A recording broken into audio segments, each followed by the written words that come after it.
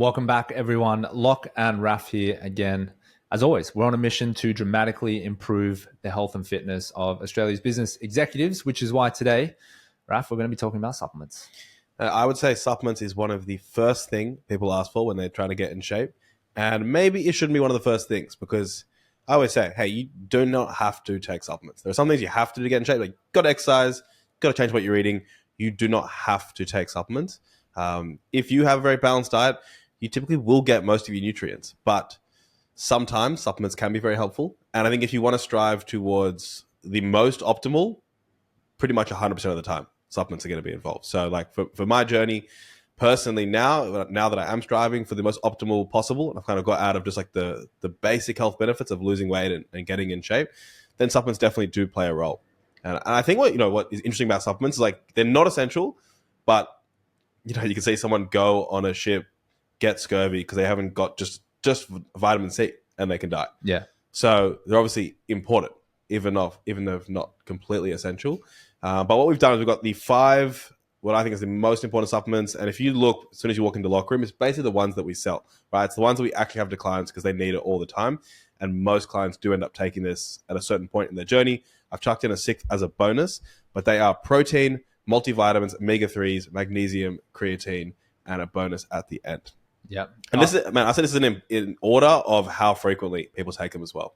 One thing I'll add I like about supplements is, and I think this was a big part of my journey, is it just makes you feel like you're really bought into the process. You are serious when you get on protein. Like when you're in the supplement store or you've got supplements in your cupboard that weren't there before, you're like, I'm making some changes. You know, like I'm serious about this. And I would also just check your own. Sometimes I find clients can have beliefs like, oh, I don't want to get so serious like I'm taking supplements. That is also, I think, a belief that you should reconsider because it's also not that serious. Yeah. Like these supplements are not that serious supplements. I understand if you're talking about, some like crazy stuff or injectables, whatever maybe you don't want to do that, that's fine. But these supplements we're talking about are like, there's nothing crazy here, right? You do not need to be, it's not so crazy only for people doing Tour de France. This is for everybody. Yeah.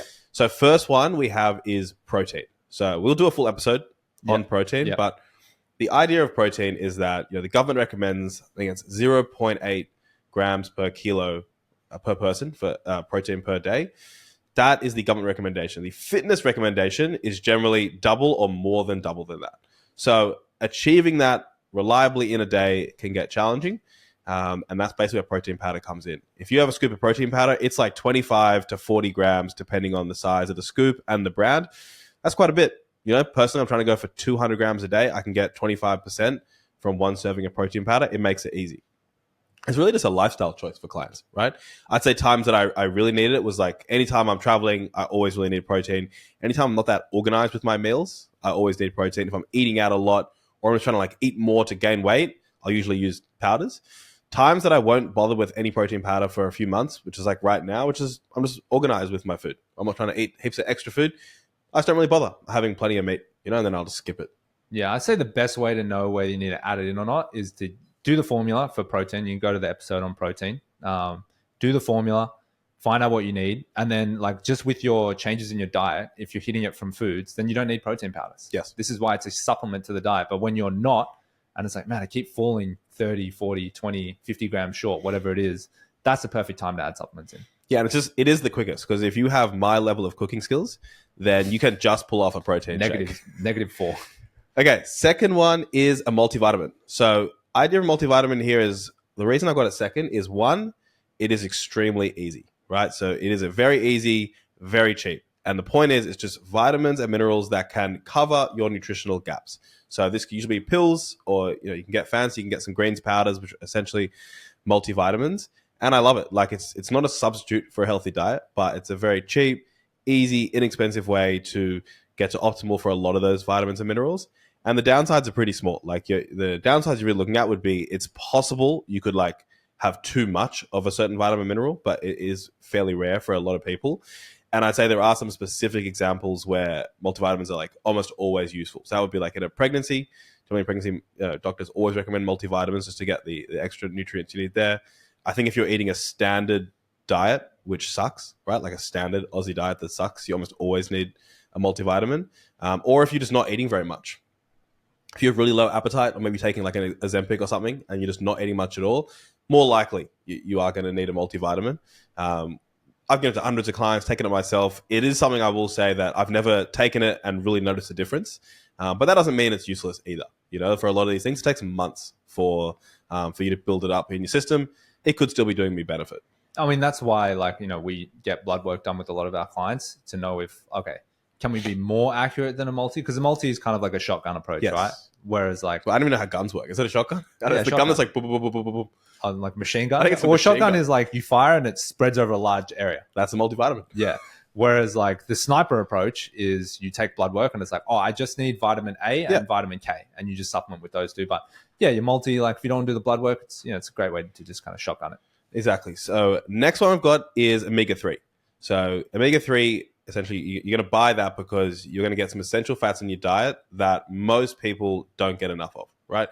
You go get some fried food. They ain't frying that with omega-3 fats. Nope. That is just the reality. That's why it's going to be so low these days. The omega-3 to omega-6 ratio, not that omega-6 is bad, but it's just that ratio has got out of whack for most people living in Australia or countries like Australia. So you're going to get the EPA, DHA, ALA, all from your supplement, 1 to 3 grams per day.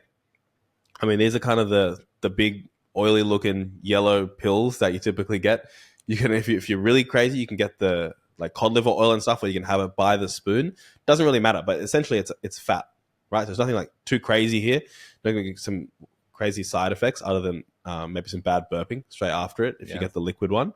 But yeah, I mean, it's important for heart health, eye health. It can lower chronic inflammation. This is one that has been like so well researched that for most people it does make sense. Or you could just eat salmon 2 or 3 times a week, right? If you actually do that consistently, you don't really need it. Well, one anecdote is, because you said with the multi you didn't really feel a difference, but I gave cod liver oil is like a common prescription from one of our specialists. That's what I take, cod liver oil, and I'm just getting my omega-3s through that. Yeah, and I gave it to my dad who's got pretty bad arthritis, and he reckons because he went on a holiday and he didn't take it with him, and he's like definitely felt it come back more than without it. So if you have some pretty chronic inflammation or sore joints or some stiffness, maybe some early arthritis, it's almost a must. Yeah, and to be frank, like that's why most people end up taking this, because most people don't cook salmon, and like I'm talking every single week. Yeah, if you're like, oh, do I have salmon like heaps on this holiday? Not very good, right? We're often, talking every week, which is why supplements are useful. Fourth one we have now is magnesium. So it's not that more magnesium is always better. For men, you're looking at about 400 milligrams a day, and for women, about 300 milligrams a day. Now, that is elemental magnesium. The reason it comes up on our supplement list is just because most people don't hit this, right? That is actually quite a lot. So quite a lot in the sense that it's quite a lot of dark leafy green vegetables, right? It's quite a lot of dark chocolate. It actually is pretty challenging to get.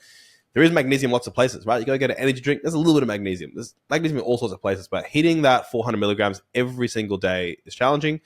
So that is one we like to see. And this is one I see a difference nearly all the time. So like, if you have too much, you will notice a difference going to the bathroom the next day. If you have a good amount, most people do improve their sleep a lot. And I've definitely seen that myself. I think if you have a fantastic diet, you might not notice the benefits because you've already got pretty sufficient magnesium. But if you don't, and if you are like most people, it is pretty consistently improves your sleep. Yeah, I agree. Yeah, I take it almost every night I can remember. And, there's obviously the in-house products that we use that I really love. It's just, you notice the difference when you sleep. Yeah, it knocks me out on the couch. One tip I'd give is often when you go get supplements, they're going to say how much magnesium like citrate or magnesium glycinate is in it. That's usually 15% actual magnesium, right? Elemental magnesium. So it could be 100 milligrams. You're getting 15 towards your 400 a day. If you look at the RDI, the percentage RDI, that's always going towards how much you actually need. So that's your tip there. You want to get that. You want to get 100% of magnesium every day. Fifth one, bringing us home, is creatine. So creatine, look, I would say creatine, you don't have to take it if you get enough from your diet. Similar thing again, right? You're going to get it from red meat. But for most people, it's just a pretty easy one to make sure you get it every single day by taking creatine, right? We're going to say 3 to 5 grams per day. If you're taking other supplements, you might want to check the back. Like if you're taking a pre-workout or something, it's usually got creatine in it. Yeah. So you got to work out if you're taking other stuff, if you're actually taking any. But yeah, for me, I actually have found it beneficial. The research shows it does help, not enormously, like you're going to blow up and get really strong from it. But in the long term, consistent taking creatine does work. If you want to take creatine occasionally before big workouts, it's going to do nothing. It's about every single day. Yeah, you're trying to reach saturation levels that are higher. But The one thing that people always object to when taking creatine is that it makes them watery or bloated. That's really not the case. It adds creatine stores into your muscle fibers. So the water is being stored in your muscle. If you get a pump in the gym, you look better, right? Your muscles look bigger, you look leaner. That is the effect that creatine's having. It's storing more water in the muscle, not outside the muscle in your fat. So that whole I feel watery when I take creatine is just a simple myth. You're just tricking yourself. Yeah, if some guy, walking down the street is 30 kilos over the weight, it ain't because of the creatine. Yeah. If he tells you he overdid his creatine, that's not the case. Yeah. I did promise a bonus. So our bonus supplement, just because this comes up a lot, particularly this time of year, is vitamin D3. So vitamin D, personal story on vitamin D is that... Sorry, this time of year is winter, by the way. Right now we're in... What are we in? We're in June. Start of winter. So yeah, so personal story with vitamin D is that first time I started taking this was actually when I did a overseas study in Amsterdam. So I went going through the winter, and I was really snowed. I was like, something is off. And I remember talking to, it was actually some black guys in the gym where I was training. I was like really into the gym, and they were like, "Oh, dude, you got to you're from the South, you got to supplement with vitamin D." And because they were darker skin, they were obviously more likely to need it as well.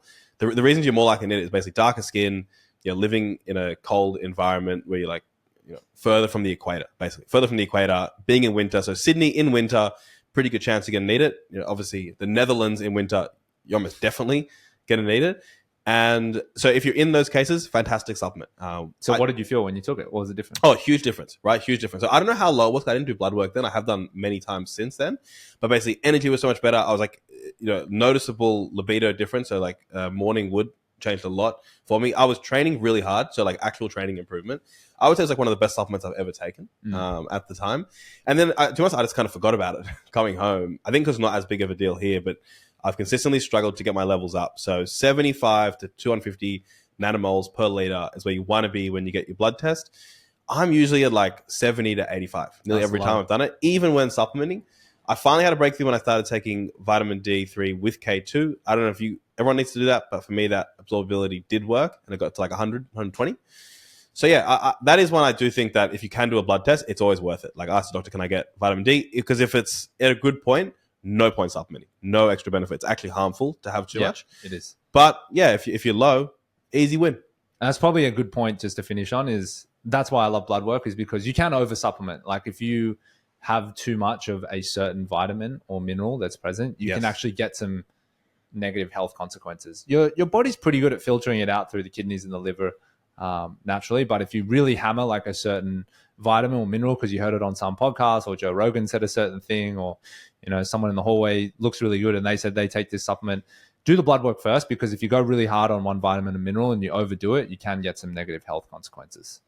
Awesome. All right, well, there it is. Those are your top 5 plus a bonus supplements that you should be taking in your arsenal. Again, we recommend doing blood work with it just so you can kind of know exactly which ones to take, but of course you don't need to. You can kind of start with those 5 and see how you go. As always, guys, thank you so much for tuning in, and we'll speak to you on the next episode.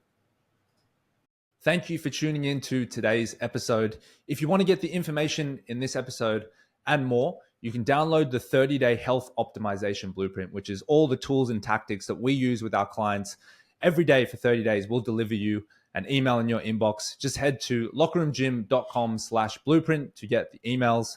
That's lockerroomgym.com/blueprint.